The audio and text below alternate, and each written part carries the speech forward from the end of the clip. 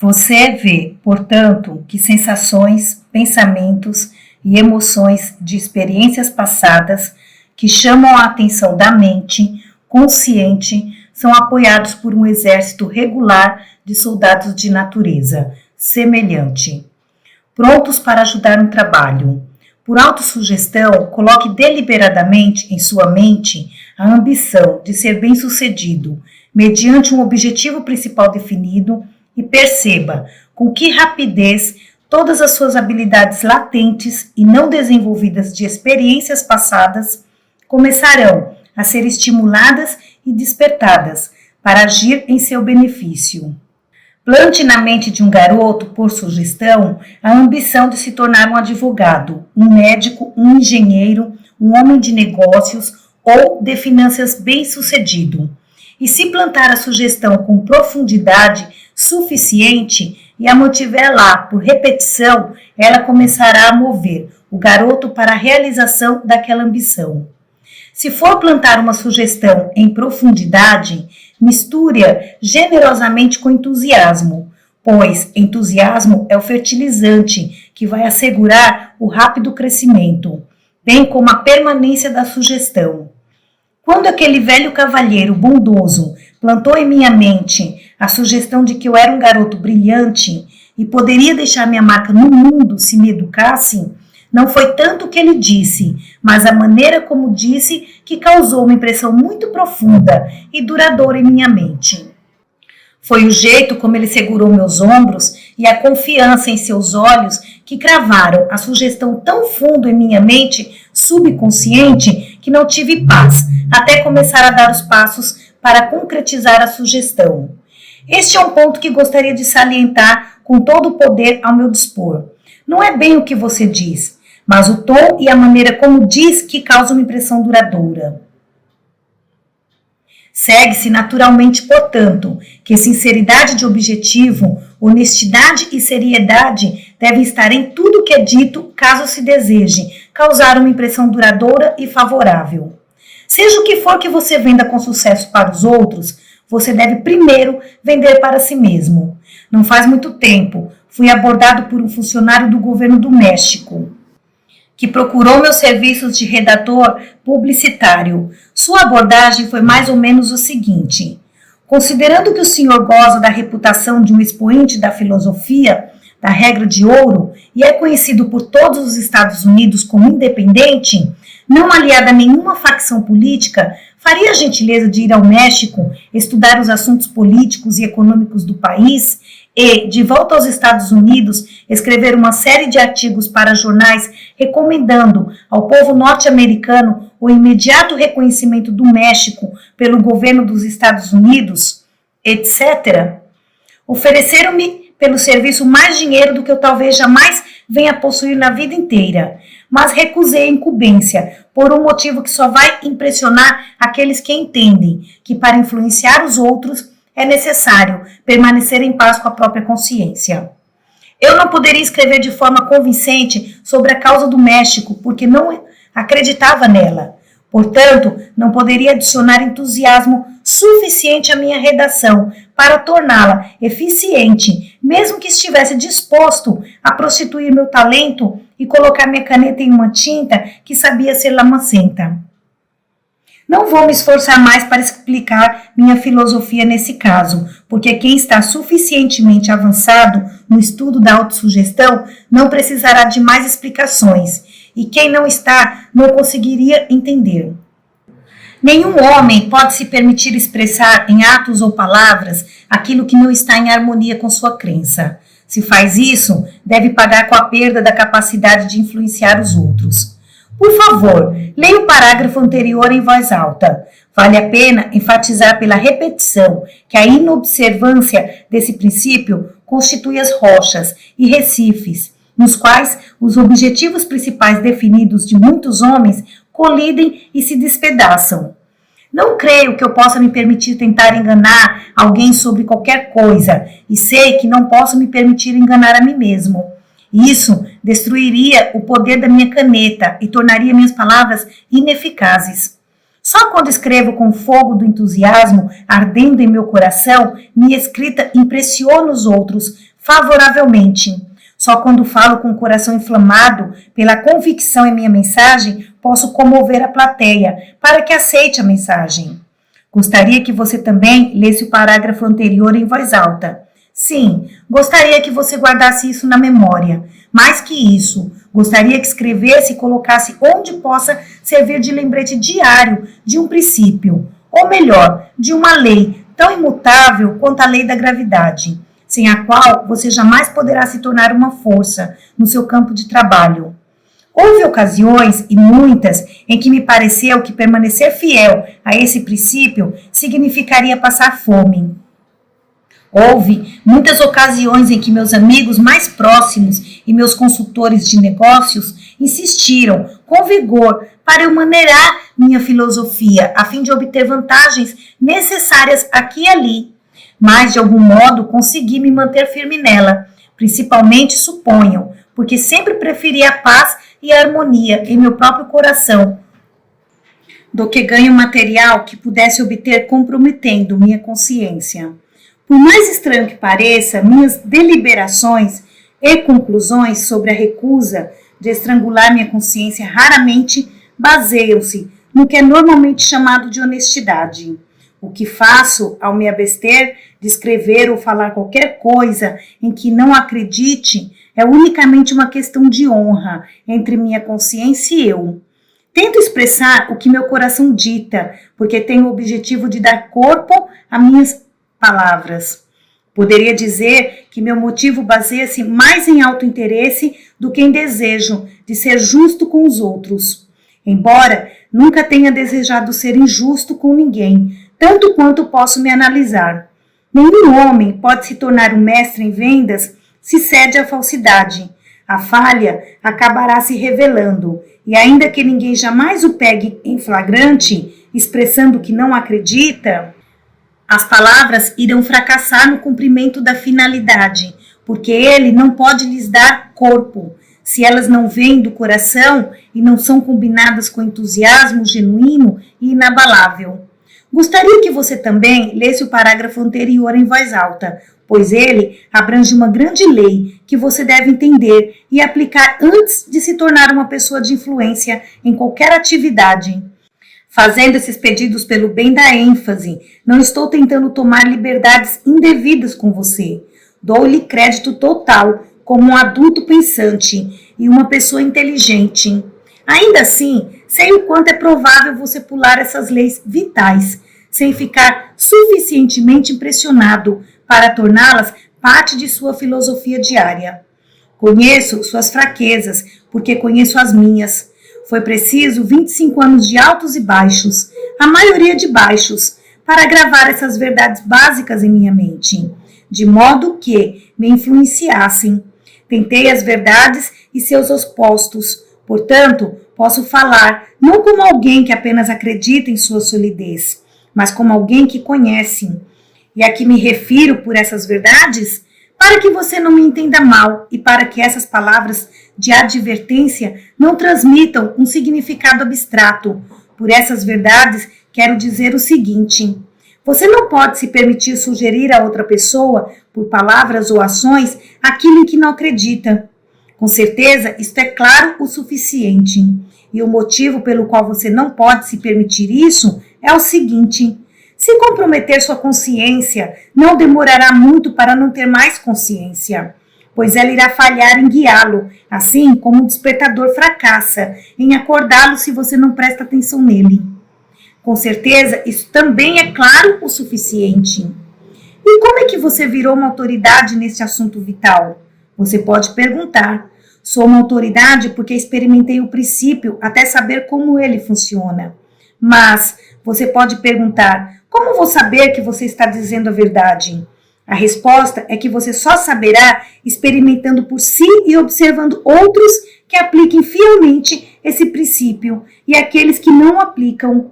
Se minha evidência precisa de respaldo, consulte qualquer homem que você saiba que tentou se virar sem observar tal princípio. Se ele não puder ou não quiser dizer a verdade, você pode consegui-la, mesmo assim, analisando tal homem.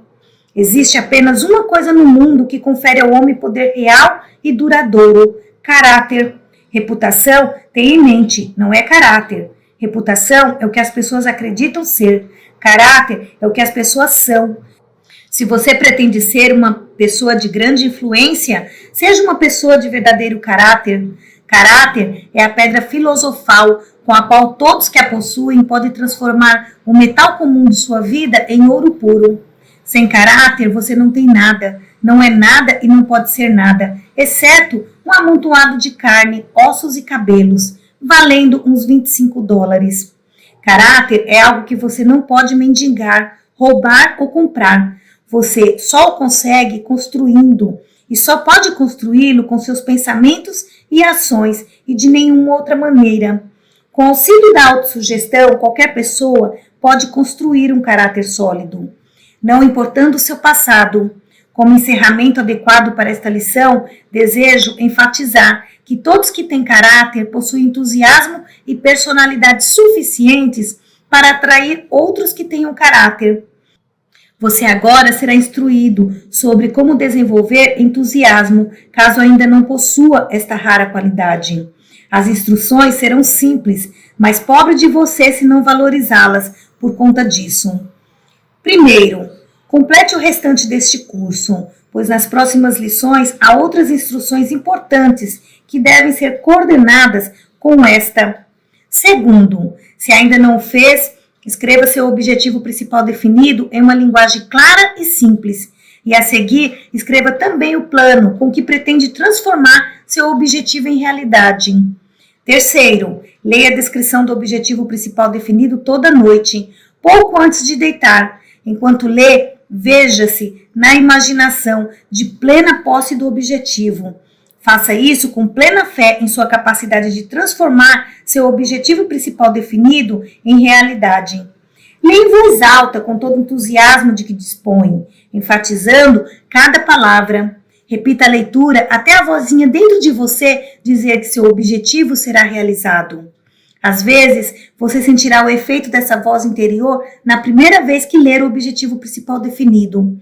Em outras vezes, poderá ter que ler umas 12 ou 50 vezes antes de a garantir vir, mas não pare enquanto não senti-la. Se preferir, você pode ler o objetivo principal definido como uma prece. O restante desta lição é para a pessoa que ainda não aprendeu o poder da fé e conhece pouco ou nada do princípio da autossugestão. Para todos que estão nesta lição, eu recomendaria a leitura de Mateus 7 e 8 e 17 e 20. Uma das maiores forças do bem nesta terra é a fé. A esse poder maravilhoso relacionam-se milagres da mais incrível natureza. A fé oferece paz na terra a todos que a abraçam. A fé envolve um princípio de efeito tão abrangente que nenhum homem pode dizer quais suas limitações, se é que tem limitações. Escreva na descrição do seu objetivo principal definido uma afirmação das qualidades que pretende desenvolver em si, bem como a posição de vida que pretende atingir. E ao ler essa descrição toda noite, tenha fé de que pode transformar seu objetivo em realidade. Por certo, você não pode perder a sugestão contida nesta lição. Para se tornar bem-sucedido, você deve ser uma pessoa de ação. Apenas saber não é suficiente. É necessário saber e fazer. Entusiasmo é a mola mestra da mente, que incita a se colocar o conhecimento em ação. Billy Sunday é o evangelista mais bem-sucedido que esse país já conheceu.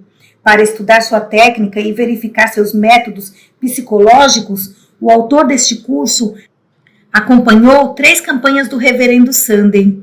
Seu sucesso é largamente baseado em uma palavra: entusiasmo. Fazendo uso efetivo da sugestão, Billy Sunday transmite seu entusiasmo para a mente dos seguidores, e eles são influenciados por isso. Ele vende seus sermões pelo uso do mesmíssimo tipo de estratégia empregada pelo mestre em vendas. Entusiasmo é tão essencial para o vendedor quanto a água para o pato. Todos os gerentes de vendas bem-sucedidos entendem a psicologia do entusiasmo e fazem uso dela de diversas maneiras. como uma forma prática de ajudar seus homens a vender mais. Praticamente, todas as organizações de vendas têm reuniões a intervalos regulares para revitalizar a mente dos membros da equipe de vendas e injetar entusiasmo, o que pode ser feito melhor em massa, pela psicologia de grupo.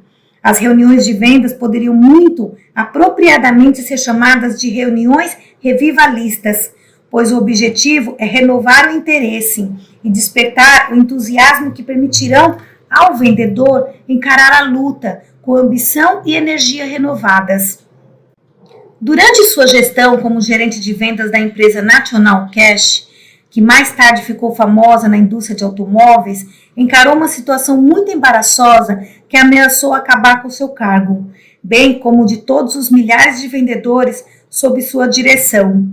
A companhia estava em dificuldades financeiras. O fato chegou ao conhecimento dos vendedores em campo.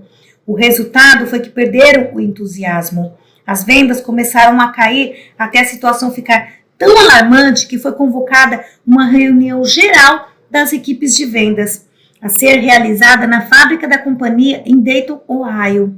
Vendedores de todo o país foram chamados. Chalmers presidiu o encontro. Começou pedindo a muitos dos melhores vendedores para que ficassem em pé e dissessem o que havia de errado para os pedidos terem despencado. Eles se levantaram um a um ao serem chamados, e todos tinham uma história triste para contar.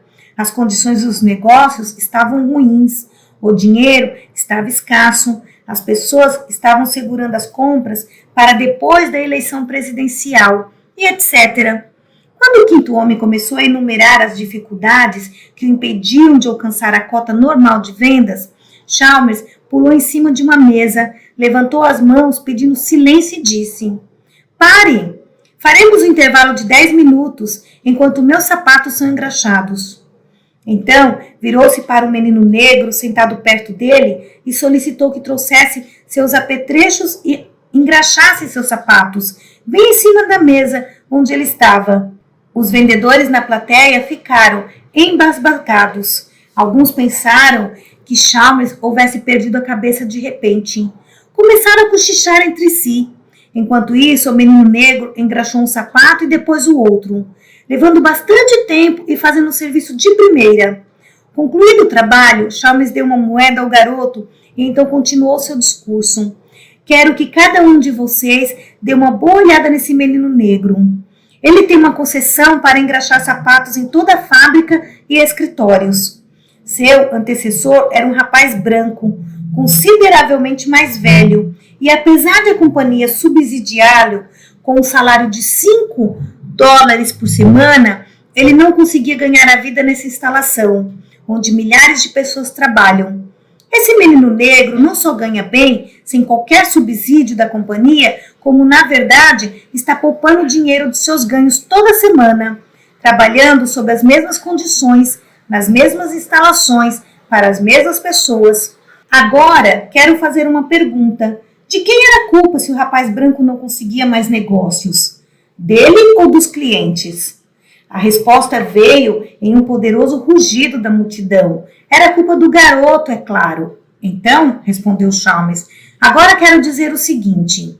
Vocês estão vendendo caixas registradoras no mesmo território, para as mesmas pessoas, sob exatamente as mesmas condições de negócios de um ano atrás, e ainda assim não estão produzindo os mesmos negócios? De quem é a culpa? De vocês ou dos compradores? E novamente a resposta veio com um rugido. A culpa é nossa, é claro. Fico contente de que sejam francos em reconhecer a falha, prosseguiu Chalmers. E desejo dizer qual é o problema. Vocês ouviram rumores de que a companhia está com problemas financeiros. E isso liquidou com o entusiasmo de vocês, de tal maneira que não estão fazendo o esforço que faziam antes. Se voltarem aos seus territórios com a promessa definida de enviar 5 pedidos cada um pelos próximos 30 dias, a companhia não estará mais em dificuldades financeiras, pois esses negócios adicionais vão nos salvar. Vocês farão isso? Eles disseram que fariam e fizeram. Esse episódio entrou para a história da National Cash, sob o nome da engraxada de milhões de dólares. de Chalmers, pois dizem que virou a maré da empresa e rendeu milhões de dólares. O entusiasmo não conhece derrota.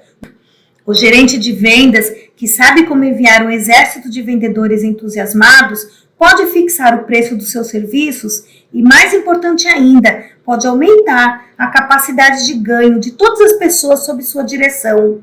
Assim, seu entusiasmo beneficia não só a si mesmo, mas talvez centenas de outros.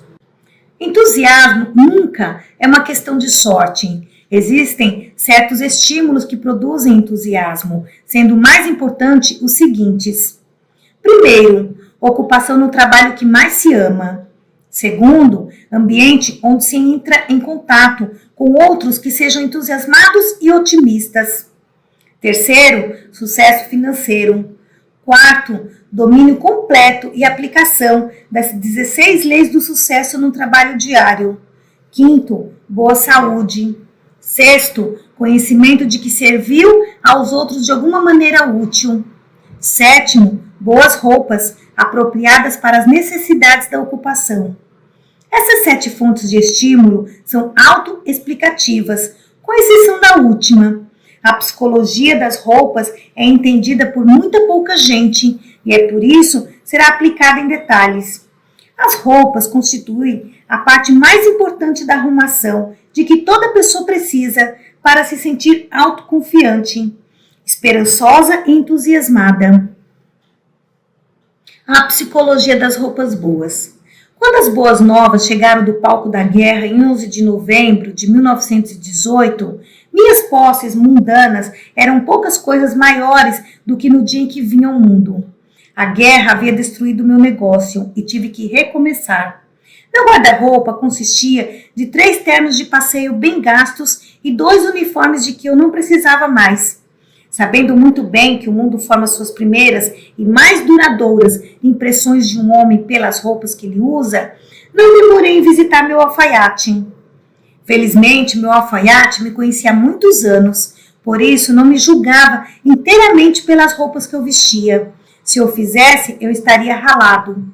Com menos de $1 em trocados no bolso, selecionei o tecido para 3 dos 2 ternos mais caros que já tive e pedi que fossem feitos de uma vez só.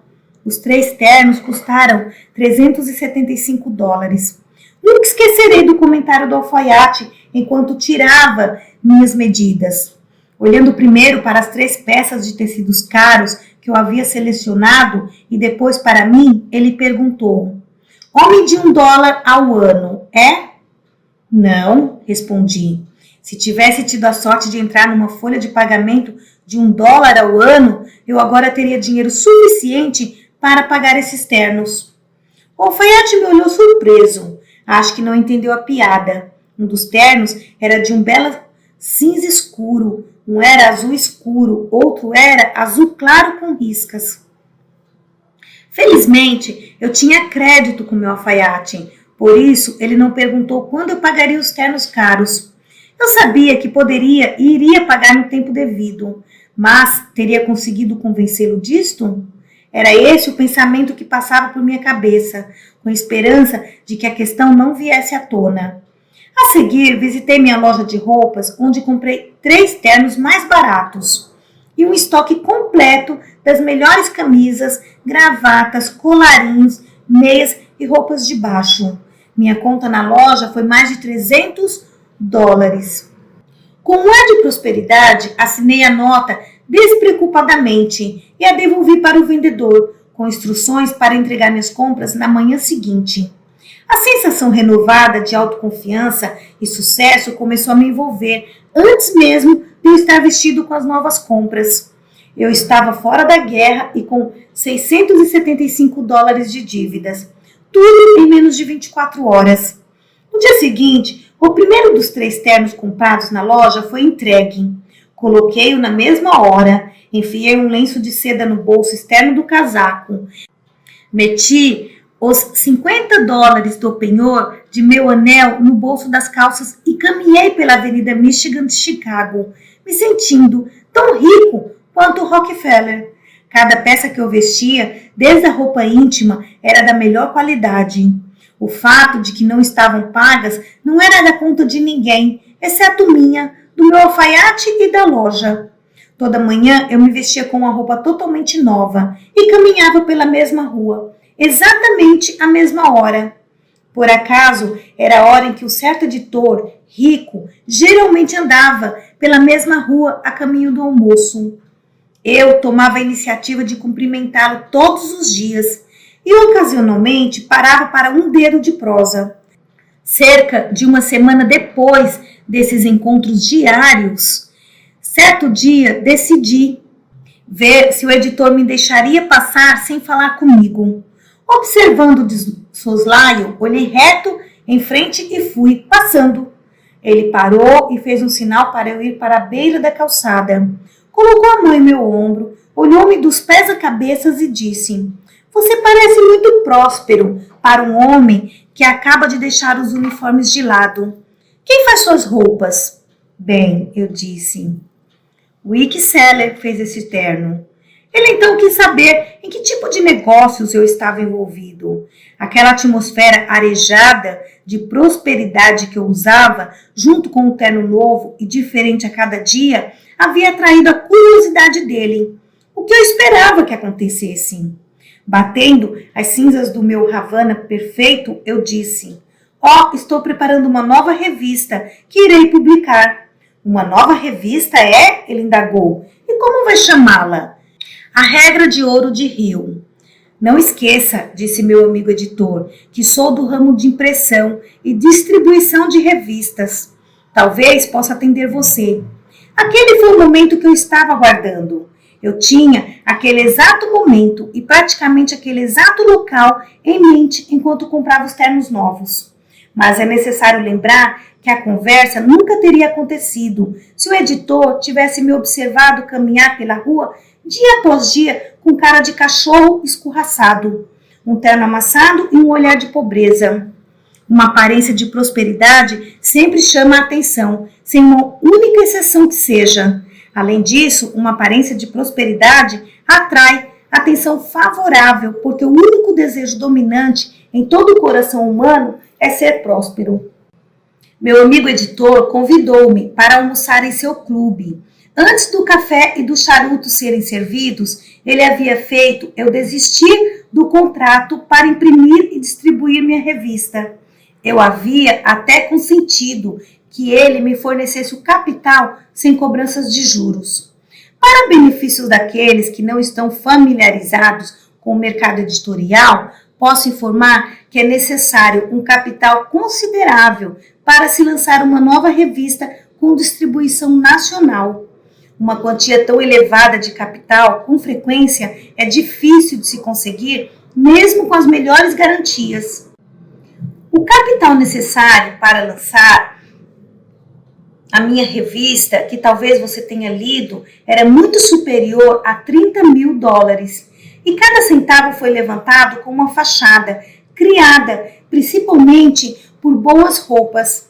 É verdade que pode ter havido certa capacidade por trás das roupas, mas muitos milhões de homens têm capacidade e mais nada.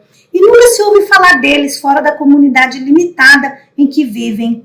Esta é uma verdade deveras triste. Para alguns pode parecer uma extravagância imperdoável. Alguém quebrado fazer uma dívida de $675 em roupas. Mas o apoio psicológico deste investimento mais do que justifica. A aparência de prosperidade causou uma impressão favorável naqueles de quem eu buscava favores. Mas, mais importante ainda, foi o efeito que o vestuário adequado teve em mim. Eu não só sabia que roupas apropriadas impressionariam os outros favoravelmente, como também sabia que as roupas boas me dariam um ar de autoconfiança, sem o qual não poderia esperar recuperar minha fortuna perdida. Tive meu primeiro treinamento na psicologia de roupas boas com meu amigo Barnes, sócio de Thomas Edison. Barnes proporcionou considerável diversão à equipe de Edison quando, uns 20 anos atrás, viajou até o oeste em um trem de carga. não tendo dinheiro suficiente para pagar uma passagem de trem, e anunciou nos escritórios de Edson que estava lá para começar uma parceria com ele. Quase todos riram de Barnes, exceto Edson. Ele viu na mandíbula quadrada e no rosto determinado do jovem uma coisa que muitos outros não viram. Apesar de Barnes parecer mais um mendigo do que um futuro sócio do grande inventor, Barnes começou a trabalhar varrendo o chão do escritório de Edson. Era isso que ele buscava, apenas uma mínima chance nas organizações de Edson. Dali em diante, fez uma história que vale a pena ser imitada por jovens que desejam conquistar seu lugar no mundo pelo esforço próprio. Barnes hoje está aposentado dos negócios, embora seja relativamente jovem, e passa a maior parte do tempo em suas duas lindas casas na Flórida e Maine. É multimilionário, próspero e feliz. Conheci Barnes nos primeiros tempos da associação com Edson, antes dele chegar lá. Naquela época, ele tinha a maior e mais cara coleção de roupas que eu já havia visto ou de que ouvira falar. Seu guarda-roupa continha 31 ternos, um para cada dia do mês. Ele jamais vestia o mesmo terno 2 dias consecutivos. Além disso, todos os ternos eram do tipo mais caro. Casualmente, suas roupas eram feitas pelos mesmos alfaiates que fizeram aqueles 3 ternos para mim. Ele usava meias que custavam $6 o par. Suas camisas e outras peças de vestuário tinham custo de proporção semelhante. Seus lenços de pescoço eram feitos sob encomenda, a um custo de 5 a $7,50 cada. Um dia, de brincadeira, pedi a ele que guardasse para mim um dos ternos velhos que não quisesse mais. Ele informou que não tinha um único terno que não quisesse. E então deu uma lição sobre a psicologia das roupas que vale muito a pena lembrar. Eu não uso 31 ternos, ele disse, inteiramente pela impressão que isso causa nas pessoas. Uso principalmente pela impressão que causa em mim. Barnes me contou sobre o dia em que se apresentou na fábrica de Edson em busca de uma vaga. Disse que teve que caminhar ao redor das instalações uma dúzia de vezes antes de ter coragem suficiente para se anunciar, pois sabia que mais parecia um mendigo do que um empregado desejável. Barnes é considerado o vendedor mais habilidoso que já trabalhou com um grande inventor de West Orange. Toda sua fortuna foi ganha graças à habilidade como vendedor, mas ele disse diversas vezes que nunca poderia ter atingido os resultados que o deixaram rico e famoso, não fosse o entendimento da psicologia das roupas.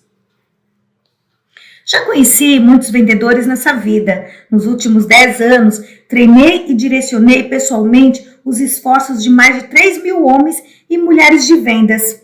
E observei que, sem uma única exceção, os melhores eram pessoas que entendiam e faziam bom uso da psicologia das roupas. Já vi gente muito bem vestida que não registrou nenhum recorde extraordinário como vendedor, mas ainda estou para ver um mal vestido virar estrela no campo de vendas. Estudei a psicologia das roupas por tanto tempo e já observei seu efeito em pessoas de condições de vida tão diferentes que estou completamente convencido de que existe uma estreita ligação entre roupas e sucesso. Pessoalmente, não sinto necessidade de 31 ternos, mas se minha personalidade exigisse um guarda-roupa desse tamanho, daria jeito de consegui-lo, não importar quanto custassem. Para estar bem vestido, um homem deve ter pelo menos 10 ternos. Deve ter um terno diferente para cada dia da semana, um traje completo, um smoking para ocasiões formais e fraque para ocasiões formais à tarde. Para o verão, deve ter pelo menos 4 ternos leves, com casaco azul e calças brancas de flanela, para ocasiões informais à tarde e início da noite. Se joga golfe, deve ter pelo menos um traje de golfe. Isso, claro, é para um homem um degrau ou 2 acima de classe medíocre. O homem satisfeito com a mediocridade precisa de poucas roupas. Pode ser verdade, como um poeta bem conhecido disse, que as roupas não fazem o homem, mas ninguém pode negar que roupas boas ajudem muito a garantir um bom começo. Um banco geralmente emprestará todo o dinheiro que um homem quer quando ele não precisa, quando ele é próspero. Mas nunca vá ao banco pedir empréstimo com um terno surrado e um olhar de pobreza, pois, se o fizer, será rechaçado. Sucesso atrai sucesso. Não existe escapatória dessa grande lei do universo. Se você deseja atrair sucesso, certifique-se de olhar para o lado do sucesso. Não importa se sua profissão é de diarista ou de príncipe mercador. Em benefício dos alunos mais dignos dessa filosofia, que podem fazer objeção a recorrer a um estímulo mirabolante ou truque de roupas para alcançar o sucesso. Pode ser proveitoso explicar que praticamente todo homem de sucesso neste mundo descobre alguma forma de estímulo que conduza a um esforço maior. Pode ser chocante para membros da Liga Antibar, mas dizem que é verdade, que James Riley escreveu seus melhores poemas sob influência do álcool. Seu estímulo era a bebida. O autor deseja deixar perfeitamente claro que não recomenda o uso de estímulo alcoólico e narcótico para qualquer objetivo, pois isso poderá destruir o corpo e a mente de todos os usuários. Sob influência do álcool, Riley ficava imaginativo, entusiasmado, inteiramente diferente, de acordo com seus amigos. Barnes incitou-se à ação necessária para produzir resultados incríveis com a ajuda de roupas boas. Alguns homens alcançam conquistas de grande estatura como resultado do amor por uma mulher. Relacione isso à breve sugestão ao assunto feito na lição 1 e você terá condições, se é uma pessoa que conhece os caminhos dos homens, de terminar a discussão desta etapa particular do estímulo, do entusiasmo, sem mais comentários do autor, que poderiam ser impróprios para mentes jovens que irão assimilar esta filosofia. Personagens do submundo envolvidos nas atividades perigosas de roubo em rodovias, assaltos, etc. Geralmente dopam-se para a ocasião de suas operações com cocaína, morfina e outros narcóticos. Mesmo aqui, existe uma lição que mostra que praticamente todos os homens necessitam de estímulo temporário ou artificial para levá-los a esforços maiores do que é normalmente empregado nas atividades corriqueiras da vida. Pessoas bem-sucedidas descobriram maneiras que acreditam ser as mais adequadas às suas necessidades para produzir um estímulo que as leva a níveis de esforço muito acima do normal. Um dos escritores mais bem-sucedidos do mundo emprega uma orquestra de moças lindamente vestidas que tocam enquanto escrevem. Sentada em uma sala artisticamente decorada a seu gosto, sob tênues luzes coloridas. As jovens, em lindos vestidos de festa, tocam as músicas favoritas do escritor. Nas palavras dele, fico embriagado de entusiasmo sob a influência desse ambiente e me eleva às alturas que jamais experimento ou sinto em outras ocasiões. É assim que faço o meu trabalho. Os pensamentos jorram como se ditados por um poder invisível e desconhecido. Esse escritor obtém muito de sua inspiração da música e da arte. Uma vez por semana, passa pelo menos 1 hora em um museu, observando as obras dos mestres. Novamente nas palavras dele. Em 1 hora de visita a um museu de arte, obtém entusiasmo suficiente para me manter por 2 dias. Dizem que Edgar Allan Poe escreveu O Corvo quando estava mais do que semi-intoxicado. Oscar Wilde escreveu poemas sobre a influência de uma forma de estímulos que não podem ser apropriadamente mencionados em um curso dessa natureza. Henry Ford, o autor, acredita nisso, mas admite que é somente a sua opinião. Teve seu verdadeiro começo como resultado do amor pela encantadora companheira de vida. Foi ela que inspirou, fez ele ter fé em si mesmo e o manteve animado para seguir em frente, diante de adversidades que teriam liquidado uma dúzia de homens comuns. Esses acontecimentos são citados como evidência de que homens de realizações notáveis têm, por acaso ou planejamento, descoberto maneiras de estimular a um alto grau de entusiasmo. Associo o que foi afirmado aqui como foi dito sobre a lei do mastermind, na lição 1, e você terá um conceito inteiramente novo do funcionamento da lei. Você também terá um entendimento um tanto diferencial do real objetivo do esforço aliado em um espírito de perfeita harmonia, que constitui o melhor método conhecido de fazer uso do Mastermind. Neste ponto, parece apropriado chamar atenção para a forma como as lições desse curso se misturam. Você vai observar que cada lição cobre o assunto pretendido e, somado a isso, sobrepõe-se e proporciona ao aluno um melhor entendimento de alguma outra lição ou lições. À luz do que foi dito nessa lição, por exemplo, o aluno entenderá melhor o real objetivo do Mastermind, que basicamente é um método prático de estimular a mente de todos que participam do grupo. Inúmeras vezes o autor foi a conferências com homens cujos rostos mostravam sinais de ansiedade, que tinham a preocupação estampada no semblante, só para ver esses mesmos homens endireitarem os ombros, inclinarem o queixo em um ângulo mais alto, suavizarem a expressão com um sorriso de confiança e fazerem negócios com aquele tipo de entusiasmo que não conhece derrota. A mudança teve lugar no momento em que a harmonia de objetivo foi estabelecida. Se um homem leva a vida em espírito cotidiano apático, prosaico, desprovido de entusiasmo, está fadado ao fracasso. Nada pode salvá-lo até que ele mude suas atitudes e aprenda a estimular sua mente e corpo a alturas incomuns de entusiasmo por vontade própria. O autor está relutante em sair deste assunto sem ter apresentado o princípio aqui descrito de tantas maneiras diferentes que seja entendido e também respeitado pelos alunos deste curso. Que todos hão de lembrar, são homens e mulheres de todos os tipos de natureza, experiência e níveis de inteligência. Por esse motivo, é essencial muita repetição. Lembrando mais uma vez, sua atividade na vida é alcançar o sucesso. Com o estímulo que você vai experimentar a partir do estudo dessa filosofia e com a ajuda das ideias que adquirir, mais a cooperação pessoal do autor, que lhe fornecerá um inventário preciso de suas melhores qualidades. Você deve ser capaz de criar um plano definido, que alcançará realizações de alto nível. Entretanto, não existe plano que possa produzir tal resultado sem o auxílio de alguma influência que faça com que você estimule seu entusiasmo para exercer um esforço maior que o empregado habitualmente nas ocupações cotidianas. Você agora estará pronto para a lição sobre autocontrole.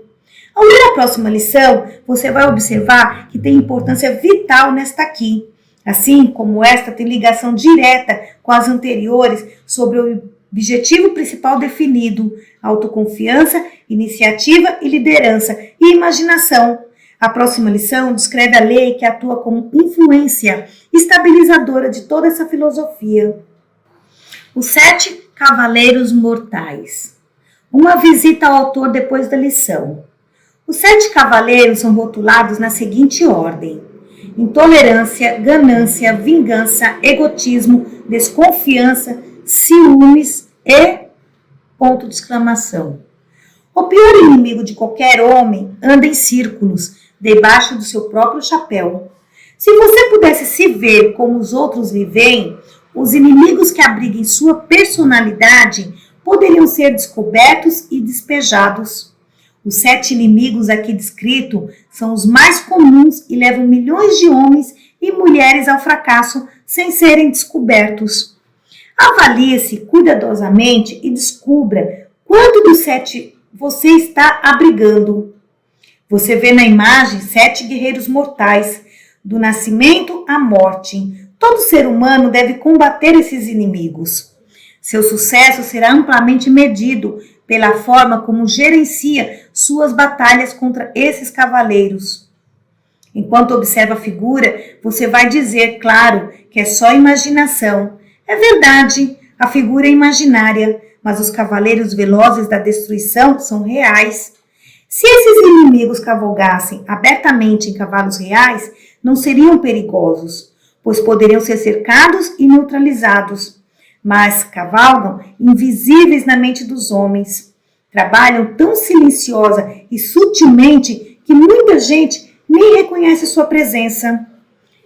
Faça um autoinventário e descubra quantos desses 7 cavaleiros você abriga. No primeiro plano, você encontrará o mais perigoso e comum dos cavaleiros. Será afortunado se descobrir esse inimigo e se proteger dele. Esse guerreiro cruel, a intolerância, matou mais gente, destruiu mais amizade, trouxe mais miséria e sofrimento ao mundo e causou mais guerras do que todos os outros 6 cavaleiros que você vê na figura. Enquanto não dominar a intolerância, você nunca se tornará um pensador preciso. Esse inimigo da humanidade fecha a mente e empurra a razão, a lógica e os fatos para o segundo plano. Se você se pegar odiando aqueles que possuem um ponto de vista religioso diferente do seu, pode ter certeza de que o mais perigoso dos 7 cavaleiros mortais ainda cavalga em seu cérebro. A seguir na figura, você vai observar a vingança e a ganância. Esses cavaleiros viajam lado a lado.